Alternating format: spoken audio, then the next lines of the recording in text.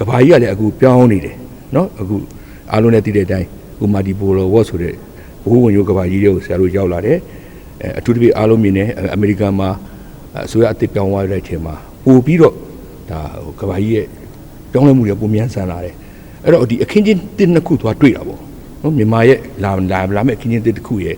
ကဘာရဲ့အခင်းချင်းတစ်တစ်ခုရဲ့သွားစုံတဲ့ကာလတွေအဲ့ဒီကာလတွေမှာမြန်မာနိုင်ငံကဒီလိုအသစ်တွေကြားထဲမှာဘလို့စင်ခေါ်မှုတွေရှိလာမလဲအဲ့စင်ခေါ်မှုတွေနဲ့တူဘလို့အခွင့်အလမ်းတွေရှိမလဲတခါကျရင်လူတွေကဟိုစင်ခေါ်မှုဆိုရင်စင်ခေါ်မှုလို့မြင်စင်ခေါ်မှုကချင်းချုပ်တယ်ဟိုထင်ကြတယ်စင်ခေါ်မှုကိုအနှုတ်လက္ခဏာနဲ့မြင်ကြတယ်ဒါပေမဲ့အဲ့ဒီစင်ခေါ်မှုကိုစင်ခေါ်မှန်းသိအဲ့ဒီစင်ခေါ်မှုတွေကိုကြော်လွှားနိုင်ရင်တခါကျရင်စင်ခေါ်မှုတွေကနေပြီးတော့အခွင့်အလမ်းတွေဖြစ်နေဆောင်ရွက်လို့ရတယ်အဲ့တော့ဒီနေ့ဖိုရမ်ကတော့ထူးခြားတဲ့ချက်ကပြောမယ်ဆိုရင်ဒါကမြန်မာနိုင်ငံမှာဒါဟိုမှတ်မရရပါတော့ဒါဒီတကယ်ကိုနိုင်ငံတော်အဆင့်လုပ်တဲ့ဒီနိုင်ငံတကာပညာရှင်တွေလာတဲ့ဒါဖိုရမ်ဖြစ်တယ်ဒီဖိုရမ်မှာလည်းမြန်မာနိုင်ငံပေါ်မှာနားလည်မှုရှိတဲ့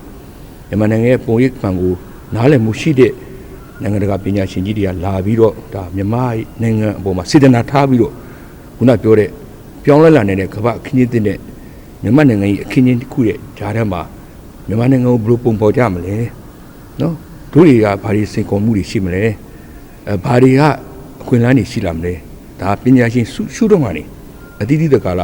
ဒါတင်ပြကြမယ်ဒီမှာဆိုရင် keynote speak ဆိုတဲ့ဟာကတော့ရှင်းပြပါပေမမေကွန်းဆိုတဲ့ဟာနဲ့တူဦးချင်းစီရဲ့ထီမီယူဆချက်နဲ့အကြံဉာဏ်တွေပြောသွားတယ်နောက်ပိုင်းမှာ panel session 3ခုနော်လာမယ်3ခုကြတော့ပါလဲမြန်မာပညာရှင်2ဦးနိုင်ငံတကာပညာရှင်2ဦးစုစုပေါင်း4ဦးကနေပြီးတော့ဒီ panel မှာပြောမလဲအမြင်ကြီးဖလှယ်မိတို့ပင်ဆိုစေရှေ့မှာပြောရတဲ့ keynote speak ပဲဆိုနောက်ဆုံးမှာ panel discussion ပဲပြောအားလုံးအဆုံးမှာဟိုဆရာတို့အနေနဲ့ပါရမလဲမြန်မာနိုင်ငံအတွက် take away ပေါ့ take away ဆိုတာတို့တွေယူဆောင်သွားလို့ဘာတွေရှိမလဲ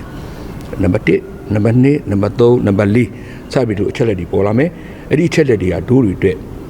ထောက်ကူပြုမဲ့အချက်လက်တွေပေါ့လေအဲ့တော့ဒီနေ့ဖိုရမ်ကိုအဆုံးသတ်ပြီးပြောမယ်ဆိုရင်တော့အဲ့ဒီအချက်လက်တွေအရင်တိတ်ရေးကြီးတယ်အဲ့ဒီအချက်လက်တွေကနေပြီးတော့တို့တွေအားလုံးဒါနိုင်ငံတော်မှာရှိတဲ့တာဝန်ရှိတဲ့လူတွေမူဝါဒချမှတ်တဲ့လူတွေဒီပေါ်မှာစဉ်းစားကြပါပေါ့နော်စဉ်းစားပြီးတော့ဘယ်ဟာကောင်တွေပေါ်လို့ရမလဲဘယ်ဟာတို့နိုင်ငံနဲ့အကောင်းဆုံးဖြစ်မလဲတင့်တော်မလဲရှိမလဲပညာရှင်တော့သူ့ရှုတော့နဲ့သူပြောရတာပဲအကုန်လုံးသုံးလို့ရကြမှာလဲရမယ်နော်တို့နိုင်ငံမှာရှိတဲ့လက်တွေ့ကြတဲ့အနေထားနဲ့တို့နိုင်ငံအခြေအနေပေါ်မူတည်ပြီးတော့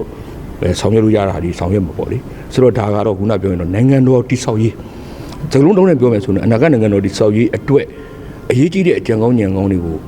စုစည်းပြည့်ပွဲတစ်ခုလို့ပြောလို့ရပါတယ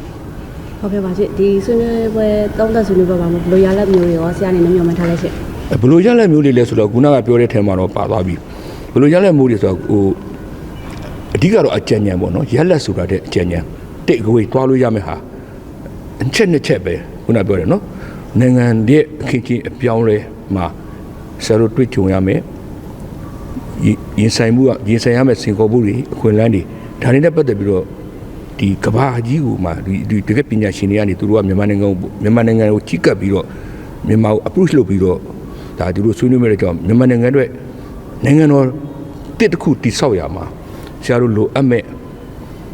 အကြံကောင်းဉာဏ်ကောင်းတွေပေါ့နော်အကြံကောင်းဉာဏ်ကောင်းတွေဆရာတို့ရမယ်လို့မြင်တယ်ဒါဓမ္မတိကတော့မြန်မာပုံရိပ်ပေါ်ညွှန်ရေးအဖွဲ့ရဲ့ရည်ရွယ်ချက်ကဘာခေါ်မလဲဟိုမြန်မာနိုင်ငံရဲ့တကယ် real ပုံရိပ်တစ်ခုနော်မြန်မာနိုင်ငံကိုကဘာကြီးကတည်စီခြင်းနဲ့ပုံရိပ်တစ်ခုတို့တွေကတိဆောက်ကြဖို့လိုတယ်အဲ့ဒီပုံရိပ်တစ်ခုကိုပေါ်ညွှန်းတဲ့အတွက်ကြောင့်ဒီလာခဲ့တဲ့ပညာရှင်တွေရတယ်သူတို့ပြန်သွားတဲ့အခါမှာဘာပဲပြောစကားလက်ဆောင်လေးတွေမြင်ရတွေ့ရကြားရတာတွေသူတို့ဒီမှာဆိုတွေ့တယ်ဒီလိုတချို့ဆိုအားတက်တယ်ပညာရှင်တွေဆိုဟာဒီလိုမျိုးခန်းခန်းနာနာကြီးတွေလုပ်တယ်ပေါ့လေဆိုတော့ဒါတွေကတရင်ကောင်းတွေသူတို့ကယူဆောင်သွားနိုင်မယ်သူတို့အသီးတကလာသူတို့နိုင်ငံတွေရောက်မယ်ဒါမှမဟုတ်လေသူတို့တခြားသောပွဲတွေတက်ရှိမယ်ဒီလိုဖိုရမ်တွေသူကသွားမယ်ဆိုဒီဖိုရမ်တွေမှာလည်းတစ်စင်စကားတစ်စင်နာနဲ့ပြောသွားလို့ရတယ်အဲ့တော့ချုပ်ပြီးပြောမယ်ဆိုတော့အကြံကောင်းဉာဏ်ကောင်းတွေရမယ်နံပါတ်1ကတော့မြန်မာရဲ့ပုံရိပ်အစ်စ်ပေါ့နော်ပုံရိပ်အစ်စ်ကိုပုံညွှန်းရမှာသူတို့ကတည်ဆောင်သွားမဲ့စကားတွေကအထောက်အကူပြုလိမ့်မယ်လို့ဆရာထင်ပါတယ်ဟုတ်ကဲ့ရှင်ဒီသုံးသက်ဆွေးနွေးပွဲမှာဒါနိုင်ငံသားတွေလည်းဟိုလာရောက်တယ်ဆိုတော့ဆရာရဲ့အမြင်လေးလည်းသုံးသပ်ပေးပါဦးရှင်နိုင်ငံသားတွေလာရောက်တယ်ဆိုတာကဟိုဆရာတို့ကဟိုနားထောင်ကြတာပေါ့နော်အကြံကောင်းဉာဏ်ကောင်းဟိုတခုတော့ရှိတာပေါ့ဟိုမိကောင်းဆွေကောင်းတွေရဲ့အကြံကောင်းဉာဏ်ကောင်းတွေရှိဖို့လို့လိုတာပေါ့နော်အကြံဉာဏ်ပေးတယ်ဆိုတာမစ်ဆွေကောင်းတွေရဲ့အကြံကောင်းဉာဏ်ကောင်းတွေဆိုတော့ဆရာတို့ကတည်ဆောင်သွားမယ်အဲ့တော့သူတို့လာတာဆရာတို့စီကိုလာတယ် အင်မတန်မှဟိုမြန်မာနိုင်ငံကိုချစ်တဲ့မြန်မာပြည်သူတွေကိုချစ်တဲ့နားလေတဲ့စိတ်နဲ့သူတို့တက်နေတဲ့သူတို့လေးလာထားတဲ့ပညာတွေနဲ့နော်သူတို့ကတော့ဆွေးနွေးမယ်အကြံပြုမယ်ပေါ့လေအဲ့ဒါလာတာဆိုတော့သူတို့လာတဲ့ရည်ရွယ်ချက်ကတော့ကောင်းသောရည်ရွယ်ချက်နဲ့လာခြင်းဖြစ်တယ်ဆရာတို့နိုင်ငံကြီးကိုကူညီဖို့ဆရာတို့တိုးတက်ဖွံ့ဖြိုးတဲ့နိုင်ငံတခုတည်ဆောက်မှာဟိုစေခေါ်မှုဆိုတာကကြိုသိရင်ဆရာတို့ပြင်ဆင်လို့ရတယ်ဟုတ်တယ်မလားအဲ့တော့ဘာတွေဖြစ်လာနိုင်လဲဆိုတာလည်းသူတို့ပြောမယ်ဒါကလည်းလမ်းညွှန်မှုတစ်ခုပါပဲအဲ့တော့ဆရာတို့ရဲ့ကိုမိကောင်းဆွေကောင်းတွေရဲ့လမ်းညွှန်ကူညီမှုတစ်ခုရမယ်လို့ဆရာမြင်ပါတယ်ဟုတ်ကဲ့ရှင်ဆရာအနေနဲ့ဖြည့်ဆွဲပြောကြတယ်ပြောကြပေးပါရှင်ဖြည့်ဆွဲဆရာတော့ဟိုခြေဘက်မှာလည်းတော်တော်ပြောပြီးသွားပြီဆိုတော့ဟိုအနှစ်ချုပ်ပြောမယ်ဆိုတော့ဒီဖိုရမ်ကြီးမှာနိုင်ငံတကာပညာရှင်တွေရောပြည်တွင်းပညာရှင်တွေရောအပြင်ဟိုတနေ့ထူးခြားတာကဟိုတချို့တော့ဖိုရမ်ကြီးလုတ်ခတ်တာနဲ့ကွာတယ်နော်လူတွေတော်တော်များစိတ်ဝင်စားနဲ့ဒီအပြည့်လာပြီးတော့နားထောင်ကြတယ်အဲ့နားထောင်ကြတဲ့အချိန်မှာလဲလူလားနဲ့ကိုတက်ဖက်ရစီဆိုပြီးတော့လာတဲ့လူတွေလည်းအများကြီးရှိတယ်အဲ့တော့ဒီမှာရှိတဲ့လူတွေဒီခမ်းမထဲမှာရှိတဲ့လူတွေအားလုံးကခုနဆွေးနွေးမဲ့လူတွေမကဘူးနားထောင်မဲ့လူတွေကလည်းဘာရှိကြလဲတိုင်းပြည်ကိုဖွံ့ဖြိုးစေခြင်းနဲ့တိုးတက်စေခြင်းနဲ့ကောင်းစေခြင်းနဲ့အခုလက်ရှိနေတဲ့အခက်အခဲတွေကိုအောင်မြင်စွာနဲ့ကျော်လွှားခြင်းကြတယ်ဒီစေတနာနဲ့လာကြတာအဲ့တော့ဒီနေရာဟာတို့တွေအားလုံးတိုင်းပြည်ရဲ့အနာဂတ်ကိုကောင်းမွန်တဲ့အနာဂတ်ကိုတည်ဆောက်ဖို့အတွက်တူညီတဲ့စိတ်တွေနဲ့နော်